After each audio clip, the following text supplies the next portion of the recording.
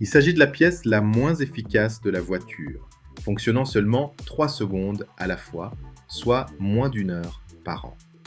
C'est le démarreur. Installé pour la première fois sur les Cadillac en 1912, le démarreur a révolutionné l'histoire de l'automobile. Ne vous fiez pas à sa petite taille, il renferme une série de conceptions ingénieuses. Voici le minuscule pignon de démarreur, qui s'engraine avec le volant moteur pour lancer le moteur.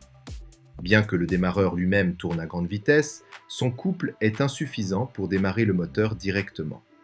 Pour pallier ce problème, le pignon est conçu pour avoir une taille 14 fois inférieure à celle du volant moteur, amplifiant ainsi le couple d'environ 14 fois. À l'intérieur du démarreur se trouve un autre dispositif d'amplification de couple, le train épicycloïdal. Non seulement il est petit, mais il réduit également la vitesse de rotation, amplifiant encore le couple d'environ 6 fois et facilitant un démarrage en douceur. Le démarrage du moteur nécessite une quantité importante d'électricité. En réalité, dès que la clé est tournée, le démarreur devient le plus gros consommateur d'énergie de toute la voiture. Pour fournir ce courant élevé, le système doit être équipé d'un câble extrêmement épais, le plus épais d'une voiture, reliant directement la batterie au démarreur. Afin d'éviter l'utilisation d'interrupteurs encombrants dans l'habitacle, les ingénieurs ont conçu un système plus innovant. Un petit interrupteur de démarreur qui envoie des signaux pour commander un dispositif appelé interrupteur électromagnétique. Il s'agit essentiellement d'un relais électromagnétique de forte puissance. L'interrupteur électromagnétique possède 3 bornes à l'arrière, une reliée à la batterie, une autre au démarreur et une troisième, plus petite, qui reçoit le signal de commande de l'interrupteur de démarreur. À l'intérieur de l'interrupteur électromagnétique se trouve une bobine qui, lorsqu'elle est alimentée, génère un champ magnétique attirant un noyau de fer interne. Une plaque métallique à l'extrémité de l'interrupteur électromagnétique permet au courant de circuler vers le démarreur lorsqu'elle entre en contact avec le noyau de fer attiré. Simultanément, l'autre extrémité du noyau de fer est reliée à un petit engrenage par la fourchette de sélection.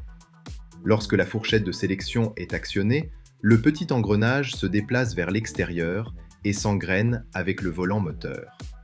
L'ingéniosité de cette conception réside dans le fait que si le petit engrenage ne s'enclenche pas, la plaque métallique ne peut pas fermer le circuit électrique et le démarreur ne fonctionne pas.